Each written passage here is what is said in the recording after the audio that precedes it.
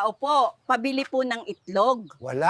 Ubus na. Ay, ganun. Sige, pwede ba yung itlog mo na lang?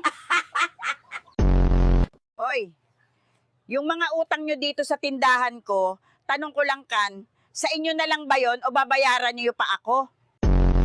Angel, pag chismis, chismisan lang ha, walang hampasan. Maminsan pa'y kitam, ingudngud ko tarupam.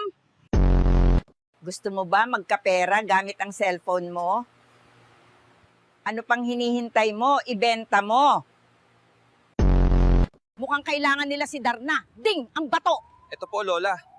Lunukin nyo na. Hindi yan. Punyeta ka. Maluluno ko ba yan? Sawang-sawa na ako dito sa mga itlog ng manok. Noli? Okay lang ba yung itlog mo naman? Oh, Mare, anong nangyari sa'yo? Bakit tulala ka dyan? naalala ko ang talong ng asawa ko. Ganyang kalaki, kumare. Hindi, ganito kaitim. Hi guys, bibili tayo ng gamot para gumaling na tong pagkabuang ko. Shout out sa lahat ng buang!